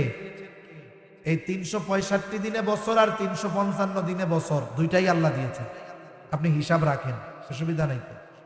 চন্দ্র হিসাবও রাখতে হবে, সৌর হিসাবও রাখতে হবে। এখন এই সৌর হিসাব রাখতে গিয়ে যেই 12 মাস নাম নির্ধারণ করা হয়েছে, এগুলো রোমানদের এক একজন দেবতার নামের অংশ নিয়ে এই নামগুলো রাখা হয়েছে। যেমন জানুয়ারি, জানুস নামক এক দেবতা, ওর নামের প্রথম অংশ থেকে রাখা হয়েছে জানুয়ারি। আচ্ছা, এই অনুষ্ঠান উদযাপন ইসলামের সাথে কোনো সম্পৃক্ত নাই। সম্ভবত 1582 সাল টাল হবে এরকম। পপ গ্রেগরি, উনি ঈসা আলাইহিস সালামের জন্মের সময় থেকে নিয়ে হিসাব করে এই ইংরেজি বা এই গ্রেগরি ক্যালেন্ডার চালু করছে। এই খ্রিস্টীয় বর্ষের আর এক নাম হলো গ্রেগরি সন, গ্রেগরি ক্যালেন্ডার বলে এটারে। উনি চালু করছে 1582 সালে। এই যে শুরু হয়েছে করা, আর বর্ষ উদযাপনের অনুষ্ঠান শুরু হয়েছে মুশরিকদের থেকে। পারস্যর অধিবাসীরা করত নওরোজ নামে, প্রতি বছর তারা এই বর্ষবরণ অনুষ্ঠান করত। ইসলামে এর কোনো সম্পর্কই নাই ইসলামের সাথে। অথচ দেখা যায় অমুসলিমদের এই কালচারগুলো মুসলমানরা আরো ঘটাও করে উদযাপন করে। কত অপরাধ হয়, কত মদ পান করে, পার্টি দেয়, নাচ গানের অনুষ্ঠান করে। সি সি, এ মিয়া, আমরা মুসলিম জাতি, আমাদের আলাদা কালচার আছে। তোমরা হয়তো জানো না যুবক, এই পৃথিবীকে সভ্যতা শিখিয়েছে মুসলমানেরা। এই ইউরোপ আমেরিকা সভ্যতা শিখছে 100 বছর আগে। আজকে আমাদের অতীত আমাদের জানা নাই বিদায় আমরা অন্যের সংস্কৃতি গ্রহণ করে নিজেদেরটাকে বাদ দিয়ে দিচ্ছি। আমরা এই আগ্রাসনে, এই যুদ্ধে আমরা হেরে যাচ্ছি। এজন্য আমাদের বিজাতীয় কালচার বাদ দিয়ে মুসলিম কালচার গ্রহণ করার দরকার, এগুলোকে প্রতিষ্ঠিত করা দরকার। তা না হলে এক সময় কি হবে, মুসলমানের সন্তানের নামটা থাকবে শুধু মুসলিম নাম, আর বাকি সব কাজ হবে ইহুদি নাসারাদের মতো, ঠিক কিনা বলে? এজন্য আমরা আমাদের কথা, কর্ম, কাজ, পোশাক আশাক, আচার আচরণ, সংস্কৃতি কোনো কিছুতে বিজাতিদের অনুসরণ করব না। অনুসরণ যদি করি কি হবে? নবীজি বলেন, মান তাশাব্বাহা বিকাউমিন ফাহুয়া মিনহুম। ওই সম্প্রদায়ের অনুসরণ অনুকরণ যদি আমরা করি, নবীজি বলেন যে যেই সম্প্রদায়ের অনুসরণ করবে সে তাদের দলভুক্ত বলে গণ্য হবে। এখন আপনি খ্রিস্টানদের কালচার ধরেন, আপনি তাদের বলে গণ্য হবেন। মুশরিকদের ধরেন, তাদের বলে গণ্য হবেন। হাশরের দিন তাদের সাথে কিয়ামতের ময়দানে উঠতে হবে। সেজন্য অল্প হায়াত, ইমানের মতো দৌলত আল্লাহ দিলেন, বিনা টাকায় বিনা চাওয়ায় পাইলাম, আমরা এটাকে নষ্ট না করে ফেলি। আল্লাহ বুঝবার তৌফিক দান করুন। দেখেন, এই দিনকে কেন্দ্র করে অনেকে আবার একটু অতি সুফিগিরি দেখাতে যাবে। কি করবে? বলবে এই দিন আমরা রোজা রাখার মাধ্যমে উদযাপন করব, নববর্ষ উদযাপন করব রোজা দিয়া। এবারটা তোরে কেডা কইছে? পাইছস কই না? এই যে আর এক ফাতরানি, এ ধরনের কোনো কাজ না। স্বাভাবিক, অন্যান্য দিন সূর্য পূর্ব দিক দিয়ে ওঠে, পশ্চিম দিকে ডুবে, ওই দিনও পূর্ব দিক দিয়ে উঠবো, পশ্চিম দিক দিয়ে ডুববো, ঠিক কিনা বলেন? মুসলমানের বাচ্চারা যদি আরবি তারিখ জিজ্ঞাসা করি, এই জায়গায় অধিকাংশ বলতে পারবে না, কিন্তু ইংরেজি নববর্ষ পালন করো। লজ্জা লাগে না? নিজের কালচার বাদ দিয়ে আরেকজনের কালচার নিয়ে মাতামাতি করো। লজ্জা থাকা দরকার। আমাদের লজ্জাও গেছে, কারণ লজ্জাও তো ইমানের অংশ। লজ্জাও নাই, এই জন্য ইমানি দুর্বলতা আসছে। আল্লাহ বুঝবার তৌফিক দান করেন। অভিভাবক যারা আছেন, আপনাদের সন্তানদের বুঝাবেন। আর যুবক তরুণ ভাই যারা আছেন, আপনারা এটা থেকে বিরত থাকবেন। আপনাদের বন্ধু বান্ধব এদেরকেও বিরত রাখবেন। কোনো শুভেচ্ছা জানাজানি কিচ্ছু নাই। আজকের দিন যেমন বলে, ওই দিনটাও তেমন। যেসব দিন ফজিলতপূর্ণ, ইসলাম আমাদেরকে সেই সব দিন সম্পর্কে জানিয়ে দিয়েছে কি দেয় নাই? ওই সমস্ত দিন আমরা ইসলামী অনুশাসন মেনে উদযাপন করব, কোনো অসুবিধা নাই। কিন্তু বিজাতিদের কালচার আমরা ধারণ করব না। সর্বশেষ কথা আমার, দেখেন, নবী আমাদের ভালোবাসেন, আমাদের নবীকে ভালোবাসতে হবে। নবীকে ভালোবাসতে হবে কেমনে? বলে নবীর সুন্নাত মুহাব্বতের সাথে অনুসরণের মাধ্যমে। কিন্তু আমাদের সমস্যা হলো, আমরা সুন্নাত মুহাব্বত করি কিন্তু অনুসরণ থেকে অনেক দূর। অথচ দেখেন, আমাকে আপনাকে যখন কবরে রাখা হবে, কি বলা হবে রাখার সময়? বিসমিল্লাহি ওয়া আলা মিল্লাতি রাসূলিল্লাহ। দুনিয়ার জগৎ থেকে যাচ্ছি আলমে বরজখে, আলমে দুনিয়া থেকে আলমে বরজখ। আপনি এক দেশ থেকে যখন আর এক দেশে যান, আপনার ভিসা লাগে না? ভিসা বলে আলমে বরজখের ভিসা হলো এই কথাটা। এখন দেখা গেল আমার ব্যাপারে বলল বিসমিল্লাহি ওয়া আলা মিল্লাতি রাসূলিল্লাহ, কষ্ট নিয়েন না, এই কথা বলে আমারে কবরে রাখছে, কিন্তু দেখা যাবে আমার মধ্যে সুন্নাতের কোনো বালাই নেই। নবীর সুন্নাতের উপরে কবরে রাখলাম, এই কথা বলে কবরে যে রাখলো, কিন্তু আমার মধ্যে সুন্নাতের বালাই নাই। এখন বলেন তো, আমার ব্যাপারে এই কথা সত্য হবে না মিথ্যা হবে? এজন্য নবী মুহাব্বত করে আমাদের, আমরা নবীর জন্য জীবন দিতে প্রস্তুত। কেন নবীর মুহাব্বতে সুন্নাত অনুসরণ করি না? একটু নিজেকে গিয়ে নিজে প্রশ্ন করবেন। সুন্নাত অনুসরণ করতে গিয়ে কেউ যদি আমাদেরকে তিরস্কার করে, খোঁটা মারা কথা বলে, বলুক না। দুনিয়ার একজন নেতার জন্য খোসা কথা শুনলে নেতার আস্থাভাজন মুহাব্বতের পাত্র হওয়া যায়। আমি আপনি যদি নবীর সুন্নাত পালন করতে গিয়ে, যুবক যদি দাড়ি রাখতে গিয়ে ভাইয়া থেকে কেউ চাচা ডাকা শুরু করে, ডাকুক না, এতটুকু তিরস্কার হয়তো কিয়ামতের দিন নবীজির সুপারিশ পাওয়ার কারণ হতে পারে, ঠিক কিনা বলেন? এজন্য জীবনটা এমনভাবে সাজাই, যখনই মারা যাব, আমাকে কবরে রাখার সময় বিসমিল্লাহি ওয়া আলা মিল্লাতি রাসূলিল্লাহ এই কথাটা যেন আমার সূরাতের সাথে মিল থাকে।